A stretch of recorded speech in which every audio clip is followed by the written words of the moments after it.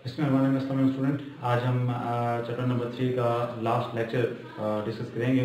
तो last lecture previous lecture में हमने जो था वो बायोनोमिकलेचर को पढ़ा था। अब हम डिस्कस करेंगे कि हम जो बायोडाइवर्सिटी है, ये जो लाइफ है और इस ज़मीन के ऊपर जितने भी लाइफ है ये जो पाई जाते हैं, इसका तहफ़्फ़ुज़ किस तरह कर सकते हैं और क्या क्या इसकी वजूहत हैं जो कि हमारी इस डाइवर्सिटी के ऊपर असरअंदाज हो रही है।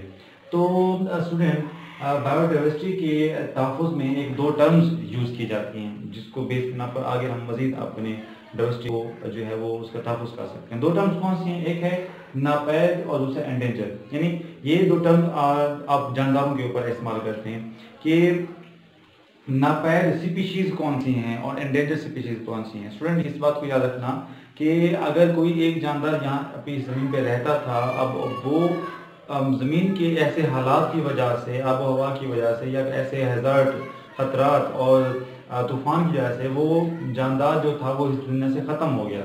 अगर एक जानदार इस दुनिया से ख़त्म हो गया है तो आप उसको कह सकते हैं कि ये नापैद जानदार है, यानी उसकी अब एक स्पीशीज़ भी ज़मीन पर मौजूद नहीं है। एंडेंजर स्पीशीज़ वो होती है कि जो जानदार उनको इस ज़मीन पर रहते तो हैं लेकिन उनकी जो तादाद है वो कम हो गई है, अब उनके नापैद होने का ख़तरा है कि वो इस दुनिया से ख़त्म हो जाएंगे, उसका ख़तरा है। तो ये दो टर्म्स जो हैं वो इस्तेमाल की जाती हैं, यूज़ की जाती हैं और इसी टर्म्स को बेस बनाकर इस पूरी दुनिया के अंदर जितने भी जानदार हैं जो जिसमें पौधे भी शामिल हैं, तो उनका जो है वो डेटा इकट्ठा किया जाता है और मुआवजा किया जाता है कि इतना अर्सा पहले इस जानदार या इस स्पीशीज़ की जो थी तादाद कितना थी, अब वो तादाद कितना है, तो उनको फिर उस लिस्ट के लिहाज से ऑर्गेनाइज किया जाता है, फिर उनके तहफ़्फ़ुज़ के इक़दाम किए जाते हैं। तो इंसान के क्या असरात हैं, इंसान के क्या असरात हैं इस बायोडाइवर्सिटी के ऊपर और जिससे उस बायोडाइवर्सिटी का नुकसान हो रहा है। देखें स्टूडेंट, आज से आप हज़ारों साल पहले चले जाएं तो इंसान की आबादी इतनी नहीं थी, लेकिन आजकल आप देखें तो इंसान की आबादी 8 अरब 9 अरब तक पहुँच गई है तकरीबन।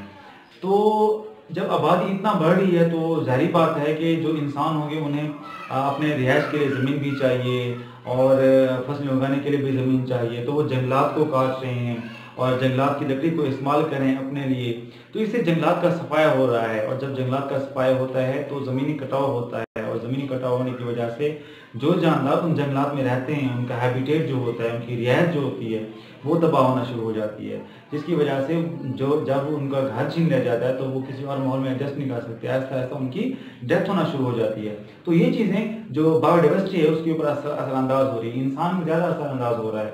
इंसान ने सनतें खोली हैं, फैक्ट्रियाँ खोली हैं, मुख्तलिफ इदारे खोले हैं, तो उसकी वजह से अब हवा पर असरअंदाज हो रहा है, जानदारों के ऊपर असरअंदाज हो रहा है। तो ये इंसान के जो असरात है। उसके बाद है जंगलात की कटाई। मैं आपको बता चुका हूँ कि अगर जितना हो सके कि जंगलात की कटाई को रोका जाए और उसके बाद नए जंगलात बनाए जाएँ, नए जंगलात उगाए जाएँ और उनको मेंटेन किया जाए, लकड़ी को काटने से रोका जाए, लकड़ी को काटने पर बैन लगाया जाए, तो इससे जंगलात का तहफ़्फ़ुज़ करके आप बायोडाइवर्सिटी को बचा सकते हैं। उसके बाद ज़्यादा शिकार आ रहा है। जंगलात पहले ज़माने में बहुत से ऐसे इंसान जो थे वो इन्हिसार करते थे जंगलात में शिकार के ऊपर और जंगलात में जानदारों का शिकार करके अपनी खुराक हासिल करते थे। लेकिन अब तमाम दुनिया के तमाम मुल्कों में शिकार पर पाबंदी है और आप एक परमिट लेकर, एक इजाज़त लेकर आप जो है शिकार कर सकते हैं। तो ज़्यादा शिकार ना किया जाए, ज़्यादा शिकार किया जाएगा तो जानदारों के स्पीशीज़ के एंडेंजर में चली जाती हैं, फिर नापैद में चली जाती हैं, तो इसके ऊपर भी सख्त पाबंदी लगनी चाहिए। फिर ये है कि दुनिया के अंदर बायोडाइवर्सिटी के तहफ़्फ़ुज़ के लिए मुख्तलिफ जो हुकूमतें हैं, ममालिक हैं, उन्होंने क्या इक़दाम किए, उसके लिए मुख्तलिफ इदारे बनाए गए। एक इदारा बनाया गया IUCN, international union for the conservation of the nature, यानी कुदरत को महफूज करने के लिए एक इदारा बनाया गया और ये इंटरनेशनल तंजीम है, ठीक है, इंटरनेशनल तंजीम है जो मुख्तलिफ ममालिक में काम करती है और बायोडाइवर्सिटी के तहफ़्फ़ुज़ के लिए इक़दाम करती है। इस तरीके से पाकिस्तान ने भी अपनी एक तंजीम बनाई जिसे हम वर्ल्ड WWF कहते हैं, world wide fund for Pakistan, कि जिससे इसमें फिर जानदारों के लिए जो है मुख्तलिफ इक़दाम किए जाते हैं जिससे उन जानदारों को तहफ़्फ़ुज़ दिया जाता है। तो ये तंजीमें जो हैं वो मुख्तलिफ हमारे पाकिस्तान के मुख्तलिफ इलाकों के अंदर काम कर रही हैं, जो आपकी बुक के अंदर भी डिस्कस की गई हैं। मैंने यहाँ पे डिस्कस नहीं की, ज़्यादा डिटेल में मैं नहीं जाना चाह रहा था, आपको जो मेन पॉइंट्स हैं वो यहाँ पे मैं डिस्कस कर रहा हूँ। और जो इक़दाम किए गए हैं कि ये जो जब मौसम चेंज होता है تو مختلف پرندے جو ہوتے ہیں وہ نقل مکانی کر کے آتے ہیں، سائبیریا سے آتے ہیں، رشیا سے اس طرح ان علاقوں سے آگے پاکستان میں وہ جب ہجرت کرتے تو وہاں پہ رکتے ہیں، اسٹے کرتے ہیں، تو اس دوران ان کو شکار کیا جاتا ہے، تو اس نقل مکانی کو روکا جا رہا ہے۔ ایک تلتن مارپور کوئٹہ کے اندر ایک مارپور پایا جاتا ہے، اس کا شکار کیا جا رہا ہے، تو اس کے تحفظ کے لیے اقدامات کیے جا رہے ہیں۔ اس طرح کھیلوں پر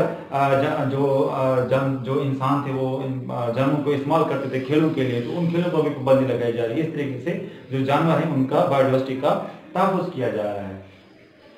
ٹاپک ہے لاسٹ اس چیپٹر کا کہ پاکستان میں انڈینجر اسپیشیز کون کون سے ہیں، کون کون سی اسپیشیز کے ناپید ہونے کا خطرہ ہے۔ تو اس میں پہلے دیکھیے کہ انڈس ڈولفن، اب الحمدللہ انڈس ڈولفن کے اوپر کافی اس کا تحفظ کیا گیا، اس کی کیئر کی، اب پاکستان کے اندر انڈس ڈولفن کی تعداد ایسا بڑھ رہی ہے۔ تو انڈس ڈولفن جو ہے وہ انڈینجر میں آ گئی تھی، جو کہ دریائے سندھ کے اندر پائی جاتی ہے۔ مارکو پولو بھیڑ ہے، اس کے اوپر اس کا بھی کافی شکار کیا جا رہا تھا، یہ بھی انڈینجر میں آ چکی ہے۔ غبارہ بسٹرڈ، یہ پرندے ہیں جو ہجرت کر کے آتے ہیں، یہ بھی پاکستان میں ایسا تھا انڈینجر میں آگے، ان کی تعداد کم ہو گئی، تو ان کے جو ہے تحفظ کے لیے پاکستانی حکومت جو ہے اقدامات کر رہی ہے۔ تو اسٹوڈنٹ یہاں پر ہمارا جو چیپٹر نمبر 3 ہے وہ کمپلیٹ ہو چکا ہے۔ اگلے چیپٹر کو میں بہت جلد سٹارٹ کر دوں گا۔ اس چیپٹر کے اینڈ میں یہ آپ سے میں کوشچن کر رہا ہوں کہ آپ نے یہ بتانا ہے کہ پاکستان کا جو قومی پرندہ ہے وہ کون سا ہے اور پاکستان کا قومی جانور وہ کون سا ہے۔ تو آپ نے ان دونوں کے نام مجھے کمنٹ دوں گا کہ کون سے اسٹوڈنٹ نے میرے کون اسٹوڈنٹ نے یہ آنسر صحیح دیا ہے۔ اور اگر آپ کو ٹاپک کے اندر کوئی کنفیوژن ہے تو آپ مجھ سے لازمی رابطہ کر سکتے ہیں۔ میرے چینل کو سبسکرائب کریں اور بیل کا بٹن دبائیں۔ اللہ حافظ۔